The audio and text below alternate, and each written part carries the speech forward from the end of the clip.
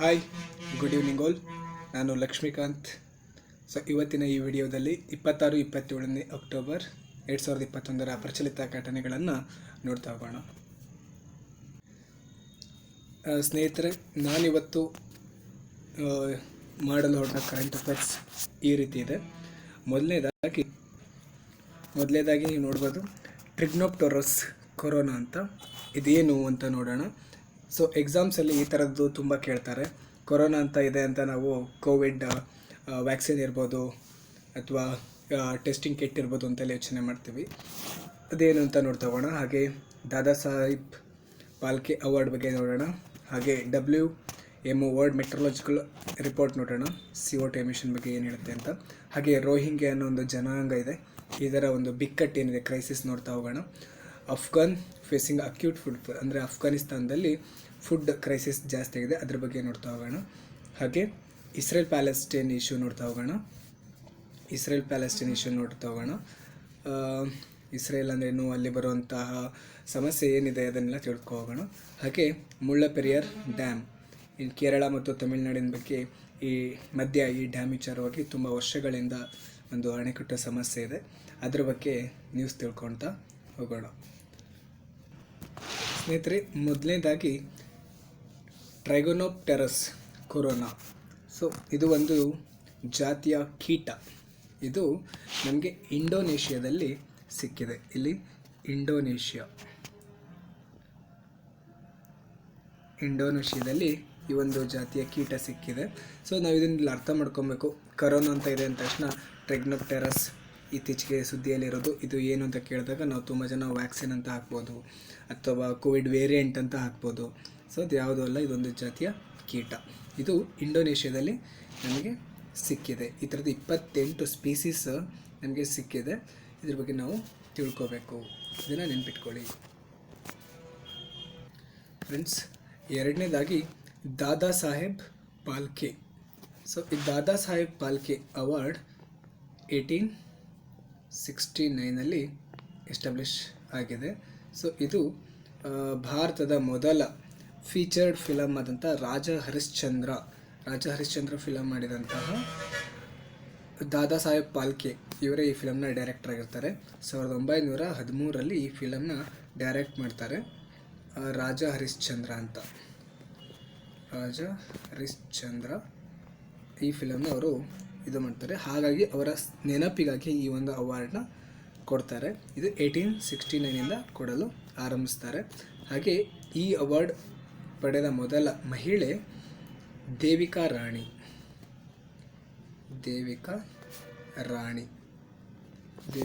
ಅನ್ನೋರು ಈ ಅವಾರ್ಡ್ನ ಪ್ರಪ್ರಥಮವಾಗಿ ಪಡೆದುಕೊಳ್ತಾರೆ. ಹಾಗೆ ರೀಸೆಂಟಾಗಿ ರಜನಿಕಾಂತ್ ಅವರಿಗೆ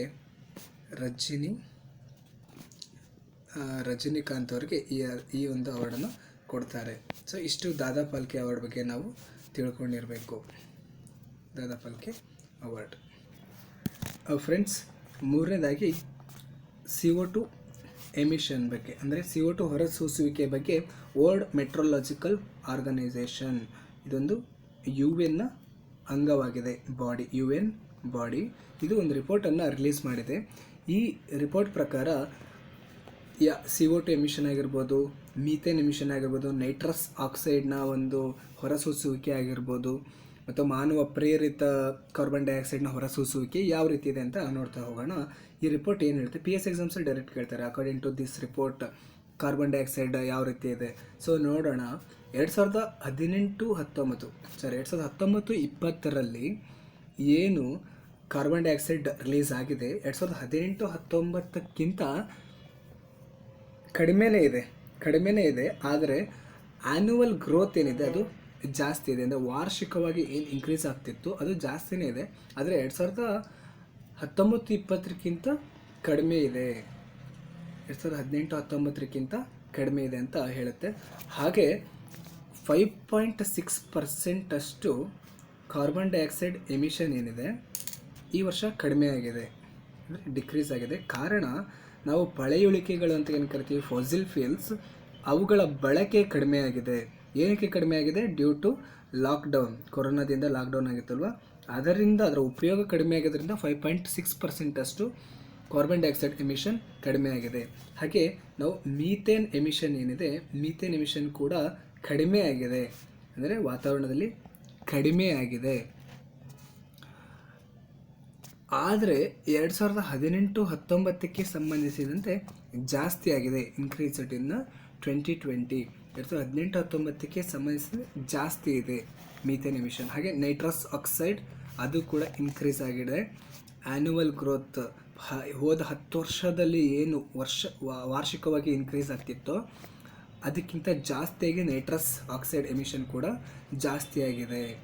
ಹಾಗೆ ಇನ್ನೊಂದು ತುಂಬ ವಿಷಾದನೀಯ ಸಂಗತಿ ಏನಂತಂದರೆ, ಕಾರ್ಬನ್ ಡೈಆಕ್ಸೈಡ್ ಎಮಿಷನ್ ಏನಿದೆ, ಮಾನವ ಪ್ರೇರಿತ ಕಾರ್ಬನ್ ಡೈಆಕ್ಸೈಡ್ ಎಮಿಷನ್ ಅಂದರೆ ಮಾನವ ಪ್ರಾಕೃತಿಕವಾಗಿ ರಿಲೀಸ್ ಆಗಿದ್ದಲ್ಲ, ಮಾನವನ ಅಂದರೆ ಕೈಗಾರಿಕೆಗಳಿಂದ ಹೈಡ್ರೋ ಎಲೆಕ್ಟ್ರಿಕ್ ಕೋಲ್ ಬೇಸ್ಡ್ ಥರ್ಮಲ್ ಪವರ್ ಪ್ಲ್ಯಾಂಟಿಂದ ರಿಲೀಸ್ ಆಗಿರುವಂಥ ಕಾರ್ಬನ್ ಡೈಆಕ್ಸೈಡ್ ಏನಿದೆ ಅದರಲ್ಲಿ 50% ಅಷ್ಟೇ ಅಟ್ಮಾಸ್ಫಿಯರಲ್ಲಿ ಇರುತ್ತೆ. 50% ಓಷನ್ ಮತ್ತು ಎಕೋಸಿಸ್ಟಮಲ್ಲಿ ಸ್ಟೋರ್ ಆಗ್ತಾ ಇದೆ. ಸಮುದ್ರ ಮತ್ತು ಎಕೋಸಿಸ್ಟಮ್ ವಾತಾವರಣದಲ್ಲಿ ಸ್ಟೋರ್ ಆಗ್ತಿದೆ. ಆದರೆ 50% ಅಟ್ಮಾಸ್ಫಿಯರಲ್ಲಿ ಸ್ಟೋರ್ ಆಗ್ತಾ ಇದೆ ಎಂಬುದು ಈ ರಿಪೋರ್ಟ್ ಹೇಳುತ್ತೆ. ಮಾನವ ಪ್ರೇರಿತ 50% ಅಟ್ಮಾಸ್ಫಿಯರಲ್ಲೇ ಇದೆ, ಇನ್ನು 50% ಓಷಿಯನಲ್ಲಿದೆ. ಹಾಗೆ ಈ ರಿಪೋರ್ಟ್ ಇನ್ನೊಂದು ಹೇಳುತ್ತೆ ನಮಗೆ, ಮುಖ್ಯವಾಗಿ ಇನ್ನೊಂದು ಏನು ಹೇಳುತ್ತೆ, ಕಾರ್ಬನ್ ಸಿಂಕ್ ಅಂತ ಕರೀತಾರೆ. ಕಾರ್ಬನ್ ಸಿಂಕ್ ಅಂತ ಅಂದರೆ ಕಾರ್ಬನ್ ಡೈಆಕ್ಸೈಡ್ನ ಹಿಡಿದಿಟ್ಟುಕೊಳ್ಳಬಹುದಾದಂತಹ ಇದು ಒಂದು ವ್ಯವಸ್ಥೆ ಇದೆ, ಅಂದರೆ ಸಮುದ್ರ ಆಗಿರ್ಬೋದು, ಪರಿಸರ ಆಗಿರ್ಬೋದು. ಸೊ ಈ ರಿಪೋರ್ಟ್ ಏನು ಹೇಳುತ್ತೆ, ಸಮುದ್ರ ಮತ್ತು ವಾತಾವರಣದ ಏನು ಕಾರ್ಬನ್ ಡೈಆಕ್ಸೈಡ್ ಹಿಡಿದಿಟ್ಟುಕೊಳ್ಳಬಹುದಂತ ಅದರ ಕೆಪ್ಯಾಸಿಟಿ ದಿನೇ ದಿನೇ ಕಡಿಮೆ ಆಗ್ತಾ ಇದೆ. ಇದು ಫ್ಯೂಚರಲ್ಲಿ ಇದು ಎಫೆಕ್ಟ್ ಆಗುತ್ತೆ, ಅಬ್ಸಾರ್ಪ್ಷನ್ ಮಾಡುವಂಥ ಕೆಪ್ಯಾಸಿಟಿ ಕಡಿಮೆ ಆಗುತ್ತೆ ಅಂತ ಈ ರಿಪೋರ್ಟ್ ಹೇಳುತ್ತೆ. ಹಾಗೆ ನಾವೇನೀಗ ಆಲ್ರೆಡಿ ಒಂದು Paris agreement is related to CO2 emission. ಇದ್ರ ಪ್ರಕಾರ ನಾವು 1.5% ಟು 2 ಡಿಗ್ರಿ ಸೆಲ್ಸಿಯಸ್ ಇರಬೇಕು ನಮ್ಮದು ಆ್ಯನ್ಯುವಲ್ ಗ್ರೋತ್ ಅಂತ, ಏನು ಹೊರಸೂಸುವಿಕೆ, CO2 ಹೊರಸೂಸುವಿಕೆ ಇರಬೇಕು ಅಂತ ಹೇಳುತ್ತೆ. ಆದರೆ ಅದಕ್ಕಿಂತ ಜಾಸ್ತಿ ಎಮಿಷನ್ ನಾವು ಮಾಡ್ತಾ ಇದ್ದೀವಿ. ಇದು ನಾವು ಇದೇ ಥರ ಇನ್ಕ್ರೀಸ್ ಆಗ್ತಾ ಇದ್ದರೆ ನಮ್ಮ ಈ ಒಂದು ಟಾರ್ಗೆಟ್ ಏನಿದೆ ಇದನ್ನು ರೀಚ್ ಮಾಡೋಕ್ಕೆ ಆಗಲ್ಲ ಅಂತ ಕೂಡ ಈ ಒಂದು ರಿಪೋರ್ಟ್ ಹೇಳುತ್ತೆ, ಪ್ಯಾರಿಸ್ ಅಗ್ರಿಮೆಂಟ್ ಪ್ರಕಾರ. ಸೊ ಇಲ್ಲಿ IMO ಅಂತ ಒಂದು ಆರ್ಗನೈಸೇಷನ್ ಬರುತ್ತೆ, ಇಂಟರ್ನ್ಯಾಷನಲ್ ಮೆಟ್ರೋಲಾಜಿಕಲ್ ಆರ್ಗನೈಸೇಷನ್. ಇದು 1873ರಲ್ಲಿ ಸ್ಥಾಪನೆಯಾಗಿದೆ. ಇದರ ಬಗ್ಗೆ ನಾವು ತಿಳ್ಕೋಬೇಕು. ಸೊ ಇಲ್ಲಿ ನಮಗೆ ಎಕ್ಸಾಮ್ಸಿಗೆ ಹೇಗೆ ಕೇಳ್ತಾರೆ ಅಂದರೆ, ಈ ವರ್ಲ್ಡ್ ಮೆಟ್ರೋಲಾಜಿಕಲ್ ರಿಪೋರ್ಟ್ ಬಂತು, ಇದರ ಪ್ರಕಾರ ಕಾರ್ಬನ್ ಡೈಆಕ್ಸೈಡ್ ಎಮಿಷನ್ ಯಾವ ರೀತಿ ಇದೆ, ಕಡಿಮೆ ಆಗಿದೆಯಾ, ಜಾಸ್ತಿ ಆಗಿದೆಯಾ, ಅದರಲ್ಲಿ 5.6% ಡ್ರಾಪ್ ಆಗಿದೆ ಅಂತ ಡೈರೆಕ್ಟ್ ಸ್ಟ್ಯಾಟಿಸ್ಟಿಕ್ಸ್ ಕೊಟ್ಟು ನಮ್ಮ ಕ್ವಶನ್ನ ಕೇಳೋ ಚಾನ್ಸಸ್ ಇರುತ್ತೆ, ತಿಳ್ಕೊಂಡಿರಬೇಕು. ಸೊ ನೆಕ್ಸ್ಟ್ ಕರೆಂಟ್ ಅಫೇರ್ಸ್ನ ನೋಡೋಣ. ಸೊ ಈ ರೋಹಿಂಗ್ಯಾ ಬಿಕ್ಕಟ್ಟು, ರೋಹಿಂಗ್ಯಾ ಕ್ರೈಸಿಸ್ ಅನ್ನೋದಿದೆ. ಸೊ ಈ ರೋಹಿಂಗ್ಯಾಸ್ ಯಾರು ಇವರು ಅಂತಂದರೆ, ಒಂದು ಮಯನ್ಮಾರ್ ದೇಶದ ಒಂದು ಮುಸ್ಲಿಂ ಸಮುದಾಯ. ಇದು ಮುಸ್ಲಿಂ ಸಮುದಾಯ ರೋಹಿಂಗ್ಯಾ ಅನ್ನೋದು. ಇದು ಅಲ್ಲಿಯ ಒಂದು ವಲಸೆ ಜನಾಂಗ ಅಂತ ಹೇಳ್ತಾರೆ. ಸೊ ಇದು ನಮಗೆ ಇಲ್ಲಿ ಏನು ಇಂಪಾರ್ಟೆಂಟ್ ಅಂತ ನೋಡೋದಾದರೆ, ಈ ರಖೈನ್ ಸ್ಟೇಟ್ ಅಂತ ಏನಿದೆ, ಇವರು ಮೂಲವಾಗಿ ಮಯನ್ಮಾರ್ನವರು ಈ ಒಂದು ಭಾಗದಲ್ಲಿ ಸ್ಟೇ ಆಗಿದ್ದಾರೆ. ಆದರೆ ಇವರಿಗೆ ಯಾವ ದೇಶದವರು ಕೂಡ ಸಿಟಿಜನ್ಶಿಪ್ ಕೊಡ್ತಾ ಇಲ್ಲ. ಸೊ ಹಾಗಾಗಿ ಇವ್ರು ಏನು ಮಾಡ್ತಿದ್ದಾರೆ, ಇಲ್ಲಿಂದ ಬಾಂಗ್ಲಾದೇಶ ಬರ್ತಾ ಇದ್ದಾರೆ, ಹಾಗೆ ಇಲ್ಲಿಂದ ಇಂಡಿಯಾಕ್ಕೆ ಬರ್ತಾ ಇದ್ದಾರೆ. ಹೀಗೆ ಇಂಡಿಯಾ, ಬಾಂಗ್ಲಾದೇಶ್ ಈ ರೀತಿ ಇವರ ಒಂದು ಮೂಮೆಂಟ್ ಆಗ್ತಾ ಇದೆ. ಹಾಗಾಗಿ ಇವರಿಗೆ ಯಾವ ದೇಶವೂ ಕೂಡ ಸಿಟಿಜನ್ಶಿಪ್ ಕೊಡದೇ ಇರೋ ಕಾರಣ, ಆದರೂ ಕೂಡ ಕೆಲವೊಂದು ದೇಶಗಳು ಏನು ಮಾಡ್ತಾ ಇದೆ, for example India operation Insaniyat ಎಂಬ ಒಂದು ಇದು ಜಾರಿಗೆ ತಂತು, ಪ್ರಾಜೆಕ್ಟನ್ನು ಜಾರಿಗೆ ತಂತು. ಇದರ ಮೂಲಕ ಅವರಿಗೆ ವಾಸವಿರಲು ಮನೆ ಕಟ್ಸ್ಕೊಡ್ತಾ ಇತ್ತು, ಅವರಿಗೆ ಫೈನಾನ್ಷಿಯಲ್ ಹೆಲ್ಪ್ ಮಾಡ್ತಾ ಇತ್ತು. ಈ ಥರದ್ದೊಂದು ಸಹಾಯ ಮಾಡ್ತಾ ಇದೆ. ಇಲ್ಲಿ ನಮಗೆ ಇಂಪಾರ್ಟೆಂಟ್ ರೋಹಿಂಗ್ಯಾ ಯಾವ ದೇಶದವರು ಅಂದರೆ ಮಯನ್ಮಾರ್. ಈಗ ಸಾಕಷ್ಟು ಎಕ್ಸಾಮ್ಸಲ್ಲಿ ಕೇಳಿದ್ದಾರೆ, ರೋಹಿಂಗ್ಯಾ ಮಯನ್ಮಾರ್ಗೆ ಸಂಬಂಧಪಟ್ಟಂಥ ಒಂದು ಜನಾಂಗ. ಇಲ್ಲಿ ನಮಗೆ ಇಂಪಾರ್ಟೆಂಟಾಗಿ ಈ ಭಾಷಣ್ ಚಾರ್ ಐಲ್ಯಾಂಡ್ ಅಂತ ಬರುತ್ತೆ. ಭಾಷಣ್ ಚಾರ್ ಐಲ್ಯಾಂಡ್. ಈ ಒಂದು ಐಲ್ಯಾಂಡ್ ಇದಕ್ಕೆ ಹೆಸರು ಫ್ಲೋಟಿಂಗ್ ಐಲ್ಯಾಂಡ್ ಅಂತ ಕರೀತಾರೆ, ಅಥವಾ ಚಾರ್ ಪಿಯಾ ಐಲ್ಯಾಂಡ್ ಅಂತಲೂ ಕರೀತಾರೆ. ಚಾರ್ ಪಿಯಾ ಅಂತಲೂ ಕರೀತಾರೆ. ಚಾರ್ ಪಿಯಾ ಅಂತ ಕರೀತಾರೆ. ಇದು ಬಾಂಗ್ಲಾದೇಶಲ್ಲಿ ಬರುತ್ತೆ. ಇಲ್ಲಿ ಭಾಷಣ್ ಚಾರ್ ಐಲ್ಯಾಂಡ್ ಬರುತ್ತೆ. ಇದನ್ನು ನಾವು ನೆನ್ಪಿಟ್ಕೋಬೇಕು. ಅದೇ ರೀತಿ ಮಿನಿಸ್ಟ್ರಿ ಆಫ್ ಹೋಮ್ ಅಫೈರ್ಸ್, ನಮ್ಮ ಭಾರತದ ಗೃಹ ಸಚಿವಾಲಯ ಏನಿದೆ ಅದರ ಪ್ರಕಾರ 40,000ದಷ್ಟು ರೋಹಿಂಗ್ಯಗಳು ಇಂಡಿಯಾದಲ್ಲಿದ್ದಾರೆ. 40,000ದಷ್ಟು ರೋಹಿಂಗ್ಯಗಳು ಇಂಡಿಯಾದಲ್ಲಿದ್ದಾರೆ ಅನ್ನೋದನ್ನು ನಾವು ನೆನ್ಪಿಟ್ಕೋಬೇಕು. ಸೊ ನೆಕ್ಸ್ಟ್ ನೋಡ್ತಾ ಹೋಗೋಣ. ಅಫ್ಘಾನ್ ತೀವ್ರ ಆಹಾರ ಬಿಕ್ಕಟ್ಟನ್ನು ಎದುರಿಸುತ್ತಿದೆ. ಏನಿದು? ಇಲ್ಲಿ ನಮಗೆ ಇಂಪಾರ್ಟೆಂಟ್, ನಮಗೆ ಆ್ಯಕ್ಚುಲಿ ಇದೆಲ್ಲ ನಮಗೆ ಬರಲ್ಲ ಆಹಾರ ಬಿಕ್ಕಟ್ಟು. ಇಲ್ಲಿ ನಮಗೆ ಅಫ್ಘಾನಿಸ್ತಾನ ಬಗ್ಗೆ ತಿಳ್ಕೋಬೇಕು. So Afghanistan is a land locked country. ಮೊನ್ನೆ PC ಎಕ್ಸಾಮಲ್ಲೂ ಕೂಡ ಕೇಳಿದರು, ಅಫ್ಘಾನಿಸ್ತಾನ ಒಂದು ಲ್ಯಾಂಡ್ ಲಾಕ್ಡ್ ಕಂಟ್ರಿ ಆಗಿದೆ ಅನ್ನೋದನ್ನು ನಾವು ನೆನ್ಪಿಟ್ಕೋಬೇಕು. ಹಾಗೆ ಅಫ್ಘಾನಿಸ್ತಾನ್ ಇತ್ತೀಚೆಗೆ ತಾಲಿಬಾನ್ಗೆ ವಶವಾಗಿದೆ. ಇಲ್ಲಿ ನಾವು ನೋಡ್ಬೋದು, ಪಾಕಿಸ್ತಾನ್ ಇದೆ, ಇರಾನ್ ಇದೆ, ತುರ್ಕ್ಮೆನಿಸ್ತಾನ್ ಇದೆ, ಉಜ್ಬೆಕಿಸ್ತಾನ್ ಇದೆ, ಇಲ್ಲಿ ಕಿರ್ಗಿಸ್ತಾನ್ ಇದೆ, ಇಲ್ಲಿ ಚೀನಾ ಇದೆ, ಇಲ್ಲಿ ಇಂಡಿಯಾ ಇದೆ, ಇಲ್ಲಿ ತಜ್ಕಿಸ್ತಾನ್ ಇದೆ. ಇಷ್ಟು ದೇಶಗಳಿಂದ ಇದು ಆವೃತಗೊಂಡ ಒಂದು ಲ್ಯಾಂಡ್ ಲಾಕ್ಡ್ ಕಂಟ್ರಿ ಆಗಿದೆ. ಕೇಳ್ಬೋದು, ಮೊನ್ನೆ ಆಲ್ರೆಡಿ PC ಎಕ್ಸಾಮಲ್ಲೂ ಕೂಡ ಕೇಳಿದ್ದಾರೆ, ಮುಂದಿನ ಎಕ್ಸಾಮ್ಸ್ಗಳಲ್ಲೂ ಕೇಳ್ಬೋದು. ಇದನ್ನು ನಾವು ನೆನ್ಪಿಟ್ಕೋಬೇಕು. ನೆಕ್ಸ್ಟ್ ನೋಡೋದಾದರೆ ಇಸ್ರೇಲ್ ಪ್ಯಾಲೆಸ್ಟೈನ್ ಸಮಸ್ಯೆ. ಈ ಇಸ್ರೇಲ್ ಪ್ಯಾಲೆಸ್ಟೈನ್ ಸಮಸ್ಯೆ ಏನಿದೆ, ಇದು ಒಂದು ಎರಡು ಜನಾಂಗೀಯ ನಡುವೆ ಇರುವಂಥ ಒಂದು ಸಮಸ್ಯೆ. ಯಾವುದ್ಯಾವುದದು? ಜ್ಯೂಸ್ ಮತ್ತು ಅರಬ್ಸ್, ಈ ಎರಡು ಜನಾಂಗದ ಮಧ್ಯೆ ಇರುವಂಥ ಒಂದು ಸಮಸ್ಯೆ ಆಗಿದೆ. ಏನಂತಂದರೆ, ಈ ವೆಸ್ಟ್ ಬ್ಯಾಂಕ್ ಅನ್ನೋದೇನಿದೆ ಒಂದು, ಇಲ್ಲಿ ಈ ಎರಡು ಸಮುದಾಯದವರು 100 ವರ್ಷಗಳಿಂದ ಈ ವಾರ್ ಇದೆ, ಇವರಿಬ್ಬರ ಮಧ್ಯೆ ಜಗಳ ನಡೀತಾನೆ ಇದೆ. ಏನಕ್ಕೆ ಅಂತಂದರೆ, ಸುಮಾರು ವರ್ಷಗಳ ಹಿಂದೆ ಈ ಒಂದು ಜಾಗಕ್ಕೆ, ಈ ಒಂದು ಪ್ಲೇಸಿಗೆ ಇವರಿಬ್ಬರು ಬರ್ತಾರೆ. ಇವರಿಬ್ಬರು ಇಲ್ಲಿಗೆ ಬರ್ತಾರೆ, ಇಲ್ಲೇ ಸ್ಟೇ ಆಗಿರ್ತಾರೆ. ಆದರೆ ಇವರು ಹೈಯೆಸ್ಟ್ ನಂಬರ್ ಇರ್ತಾರೆ, ಇವರು ಲೋಯೆಸ್ಟ್ ನಂಬರ್ ಇರ್ತಾರೆ. ಅಂದರೆ ಮೆಜಾರಿಟಿ ಜ್ಯೂಸ್ ಜಾಸ್ತಿ ಇರ್ತಾರೆ, ಅರಬ್ ಕಡಿಮೆ ಇರ್ತಾರೆ. ಸೊ ಇವರಿಬ್ಬರ ಮಧ್ಯೆ ಇದು ನಮಗೆ ಸೇರಿದ್ದು ಅಂತ ಇಲ್ಲಿ ನಡೀತಾನೆ ಇದೆ. ಆದರೆ ಇಲ್ಲಿ UN ಒಂದು ಪ್ಲ್ಯಾನ್ ಕೊಡುತ್ತೆ. ಸೊ ಇದಕ್ಕೆ UN ಪ್ಲ್ಯಾನ್ ಅಂತ ಕರೀತಾರೆ. ಈ UN ಪ್ಲ್ಯಾನ್ ಪ್ರಕಾರ ಇದನ್ನು 2 ಭಾಗ ಮಾಡೋಣ, ಅರ್ಧ ಜ್ಯೂಸಿ ಕೊಡೋಣ, ಅರ್ಧ ಅರಬ್ಬಿ ಕೊಡೋಣ. ಜೆರುಸಲೆಮ್ನ ಒಂದು ಇಂಟರ್ನ್ಯಾಷನಲ್ ಸಿಟಿಯಾಗಿ ಡೆವಲಪ್ ಮಾಡೋಣ ಅಂತ ಒಂದು UN ಪ್ಲ್ಯಾನ್ ಕೊಡ್ತಾರೆ. ಸೊ ನಮಗೆ ಈ ಒಂದು ಅಫೇರ್ಸಲ್ಲಿ ಇಂಪಾರ್ಟೆಂಟ್ ಏನಿದೆ ಅಂತ ಅಂದರೆ, ಈ ಗೋಲನ್ ಹೈಟ್ಸ್ ಇದೆಯಲ್ಲ, ಇದು UPSC KAS ಎಲ್ಲ ಎಕ್ಸಾಮ್ಸಲ್ಲೂ ಕೇಳ್ತಾ ಇರ್ತಾರೆ. ಈ ಗೋಲನ್ ಹೈಟ್ಸ್ ಮುಖ್ಯವಾಗಿ ಸಿರಿಯಾದಲ್ಲಿದೆ. ಆದರೆ ಇಸ್ರೇಲ್ ತನ್ನ ಮಿಲಿಟರಿ ಪವರ್ ಮೂಲಕ ಇದನ್ನು ಆಕ್ರಮಣ ಮಾಡಿಕೊಂಡಿದೆ. ಸೊ ಈ ಇಸ್ರೇಲ್ ಏನಿದೆ ಇದನ್ನು ಆಕ್ರಮಣ ಮಾಡಿಕೊಂಡಿದೆ. ಇದು ಸಿರಿಯಾದಲ್ಲಿದೆ, ಆದರೆ ಇಟ್ ಬಿಲಾಂಗ್ಸ್ ಟು ಇಸ್ರೇಲ್. ಈ Golan Heights belong to Israel. ಹಾಗೆ ನಮಗೆ ಇಲ್ಲಿ ನಾವು ನೋಡಬೇಕು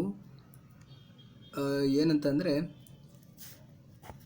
ಜಾರ್ಡನ್ ರಿವರ್, ಇದು ಜಾರ್ಡನ್ ರಿವರ್, ಇದು ಮೆಡಿಟರೇನಿಯನ್ ಸಿ. ಈ ಎರಡು ನದಿಗಳ ಮಧ್ಯೆ ಈ ಒಂದು ವೆಸ್ಟ್ ಬ್ಯಾಂಕ್ ಅನ್ನೋ ಒಂದು ಸಿಟಿ ಇದೆ. ಸೊ ಇಲ್ಲಿ ಜ್ಯೂಸ್ ಮತ್ತು ಅರಬರು ಇದ್ದಾರೆ. ತುಂಬ 100 ವರ್ಷಗಳಿಂದ ಯುದ್ಧ ನಡೀತಾ ಇದೆ. ಇದು ನಮಗೆ ಸೇರಬೇಕು ಅಂತ. ಸೊ ಇದು ಇನ್ನೂ ಕೂಡ ಬಗೆಹರಿದಿಲ್ಲ.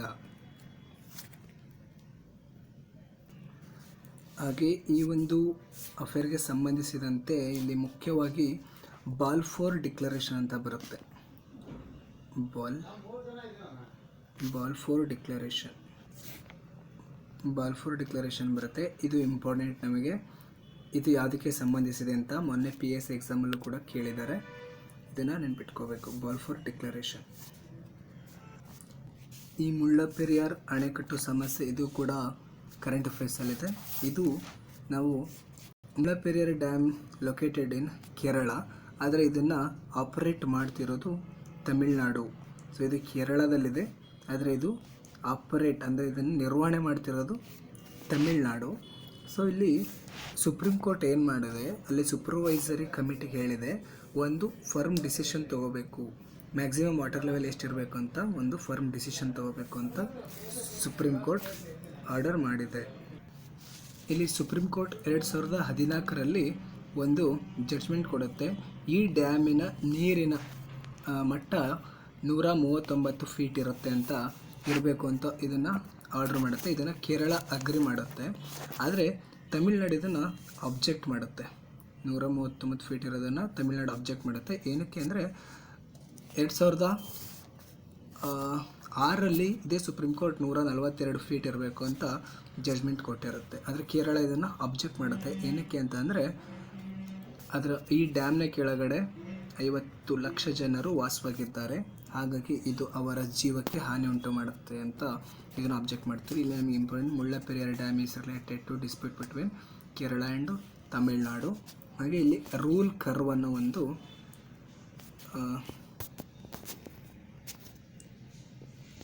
ರೂಲ್ ಕರ್ವ್ ಇದು ಇಂಪಾರ್ಟೆಂಟ್.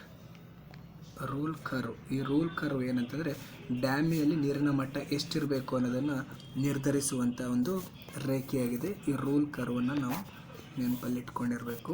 ಹಾಗೆ ಈ ಡ್ಯಾಮ್ನ 1887ನಲ್ಲಿ ಕಟ್ಟಿರ್ತಾರೆ. 1887ಇಂದ 1895ವರೆಗೂ ಕಟ್ಟಿರ್ತಾರೆ. ಇದು ಇಡುಕ್ಕಿ ಡಿಸ್ಟ್ರಿಕ್ಟಲ್ಲಿದೆ.